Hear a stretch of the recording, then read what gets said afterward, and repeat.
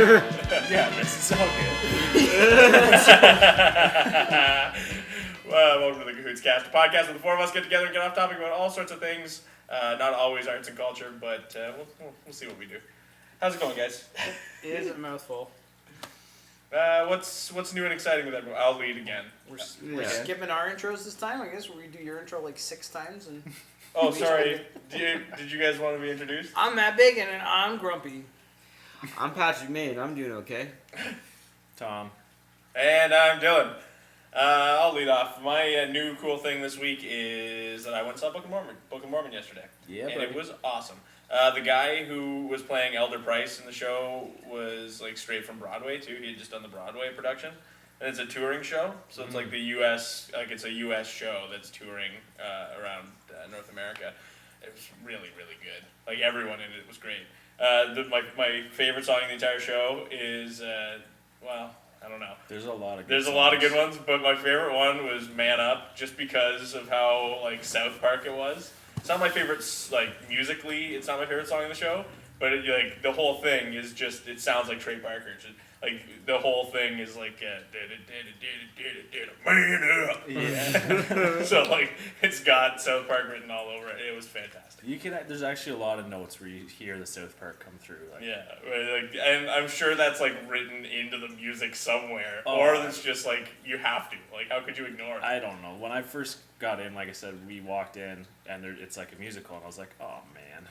And then like it's like this isn't what I thought I was gonna see South Park. And then like right away it got into it. I was like, okay. And that's when people got up and left. But I mean, you get how cartoons work. I understand how. I have a magical understanding of cartoons. Wait, are you trying to insinuate that cartoons aren't live to tape? Well, he said they're not live to tape. Speaking of live to take tape, my joke and ruin it. But can I get this? Can I get the soundtrack? Is that like a thing I can find on LimeWire? yeah, sure. It's On LimeWire? Is LimeWire still a thing?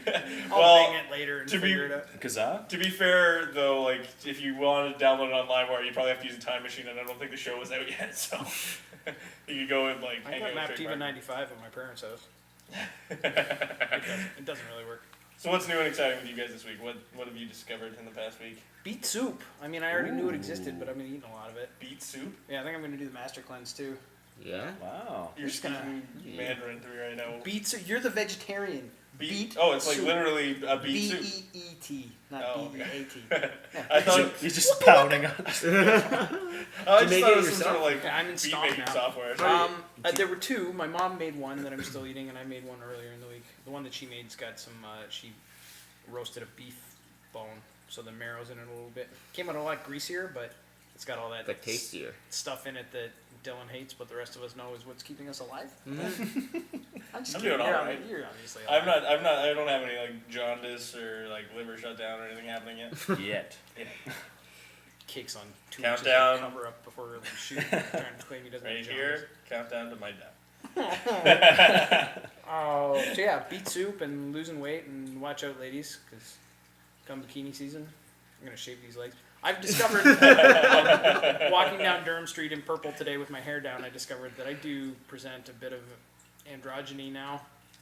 So that was also another You got a discovery beard, this week. man. You got I a know, big beard. but those dudes in pickup trucks, they're not really looking, right? They see purple and they see long hair, and they're just dropping their jaw, Yeah, trying you to wear figure all out. those sweatpants all the time. Pink sweatpants, maybe. That Yeah. could be. I hope one of them's watching this show and going like, "Oh God, oh God." I think most of them. I definitely made eye contact with one guy today who definitely he had a moment of, "Oh, you're a dude." Oh no.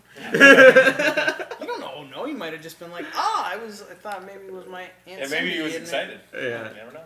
Yeah, now it was like, that's not Aunt Cindy. That's a hot dude.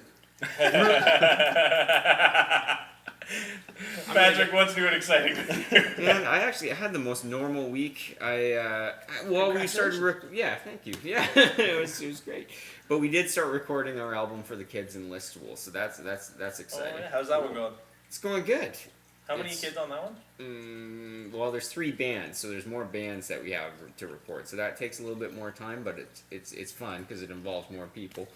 And I don't know, maybe 15? Maybe, yeah, we have about 18 here too. No. So, yeah, I don't know, just fun projects. So you That's split it awesome. into two, like it's one. We're releasing album one or for two? Listowel. We're going to do it, set it up like a little house show kind of deal and do an album release concert just at the studio. And then we're probably going to do the same thing here, but probably at Beans Bistro. Cool. Yeah. Check Yeah. out Beans Bistro. Yeah. What about you? Down. I got a new job. Yeah. I start, well, in TV land, you won't know when this, but I start tomorrow. First day, tomorrow. That's exciting. So for our viewers, Tom's already working. Yeah. Ladies, We do have a but he's time married. machine. Not ladies. Ladies. Ladies over here. Yeah, they're gonna have no. Gentlemen. So yeah, who wants to start us out with a topic? I'm saving mine for last. Forewarned. How about you go? You wanna Okay. go? Favorite steak ever? Pick one. It can be. Doesn't have to be the most expensive. Favorite steak. I say pick one, but I'm totally gonna do two. Should I? Do we start or do we answer? You can start your own. Yeah, you I can start. never start my own. I don't think. I think I dangle my question out and then say a bunch of irreverent things to confuse you guys, and then say go. Favorite steak. The most embarrassing but probably tastiest steak I remember eating was at Harbor 60 about 6 years ago, minus a month, when I broke this finger. And my Uncle Tim took me to that very fancy steakhouse down near the waterfront in Toronto and ordered me a $75 steak and ordered himself, I think, something equally expensive. Mine was a porterhouse and it was big and had a bone in it. And I couldn't, my hand was wrapped up and I could do like lobster claw and I couldn't cut a steak. And so we were about 4 scotches deep by the time, doubles, not bottles, by the time our steaks arrived. And he doesn't skip a beat and asks our very pretty waitress if she will cut up my steak for me. And yeah, so that was incredibly embarrassing. But very notable, and thank you, Uncle Tim, for the amazing steak and the amazing generosity when I was feeling a little bit hand broken. And I was feeling hand broken. And also very tasty, but I think way more nostalgia feeding into it was one time I had it was a really bad day at the restaurant when I was still managing at the restaurant. And I got to work to my boss and the chef and the owner of the restaurant, telling the lady on the other end of the phone, oh no, yeah, we didn't have that in the books, but yeah, we could do 30, 35 people tonight. Yeah, we'll have to do a prefix. And I'm sitting there and, oh, yeah. Oh, So he whipped it together and it was an amazingly stressful day for me, but we came together and he somehow did that. And then he gave me a steak to take home, Nice. and it was the most delicious steak.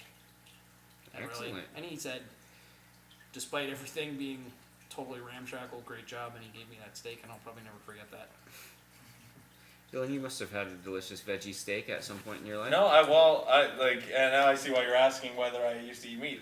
I grew up going down to Texas. Even if you'd said no, I was still gonna. Oh yeah, of course. But when I used to go down to Texas, I've never been a steak guy. That was even when I was eating meat. Like I was always like brisket. I was just gonna make a joke about smoked brisket, but you beat me to it. Yeah, brisket. Brisket really was that was my thing. I absolutely love brisket. So where do I get the best brisket in Texas? You know what?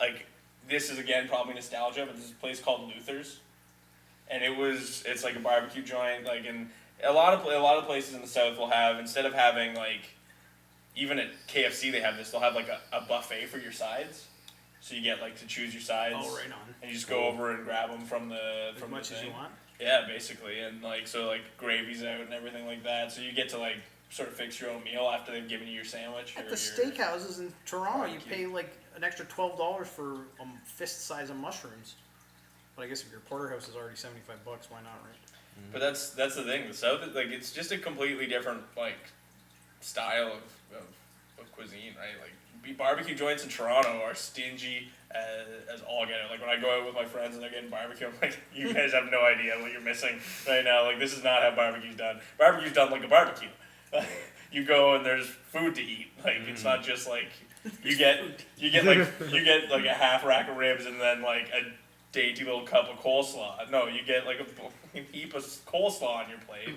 So yeah, I don't have a favorite steak, but my equivalent would be Luther's in Texas. Like that barbecue. Again, probably not even the best barbecue you get in Texas, but I loved going there when I was a kid.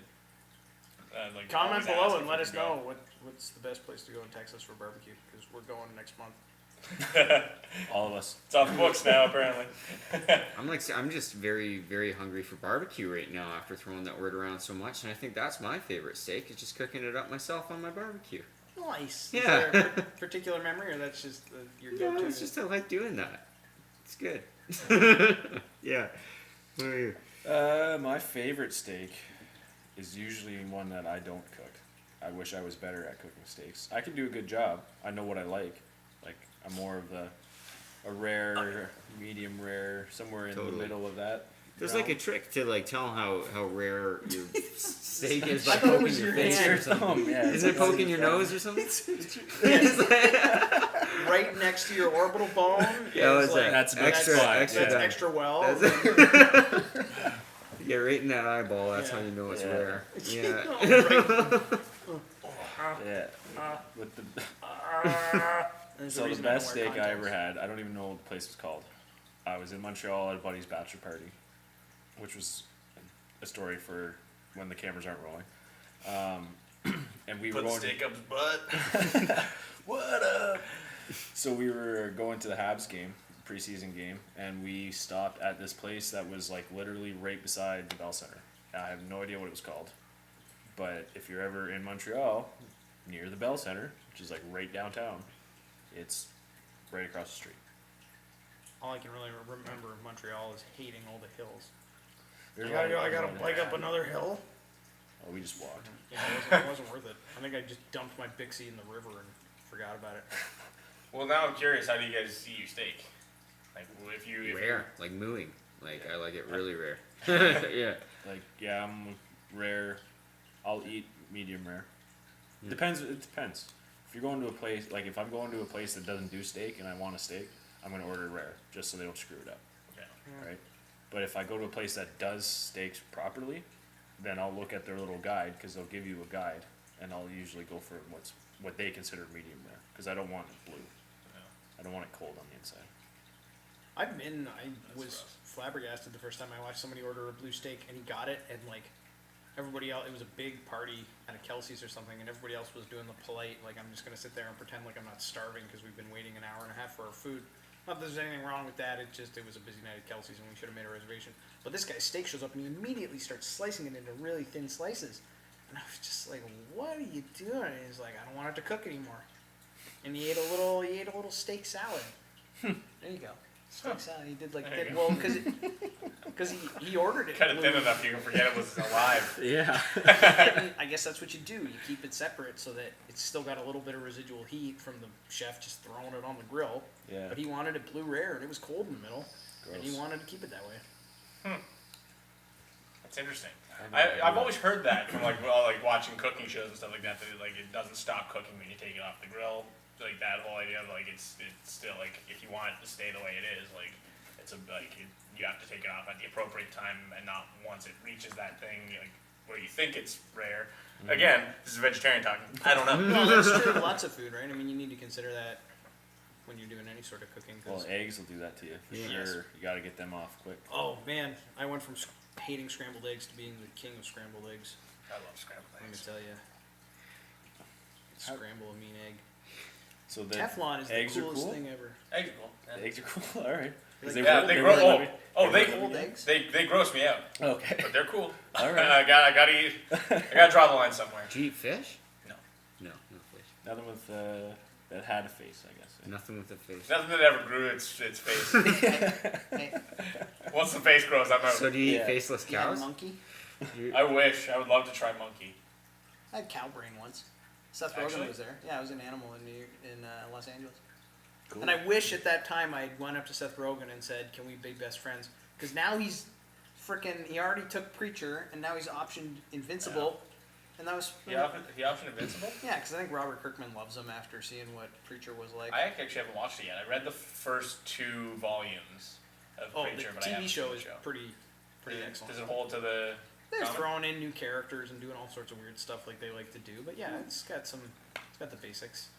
I haven't watched all of it yet. I don't know. What do if they do God with the shows kid up. who has who tried to blow his Oh, brains out? he's full on. Yeah. And looks just like in the comics. Yeah, ass face is just ass face. You can understand him a lot better than is implied in the comics. This character, it's horrible. That whole Garth Ennis is mean. The premise of that whole comic is awful. Yeah. But yeah, apparently. Yeah, isn't the premise that God just went away without telling anyone he was leaving, and the angels are like, "Where did God go?" Yeah, and then He a just devil bleeps an angel, and the baby is this thing called Genesis, and it's the most powerful force in the universe, and for whatever reason it boots its way over to Earth, and it tries to inhabit a bunch of people on Earth, and they all explode because they can't handle its awesomeness. And the only person who can handle its awesomeness It bonds with that preacher. is this disgraced preacher from Texas who's hiding out in some sleepy small town. Turns out from his crazy family.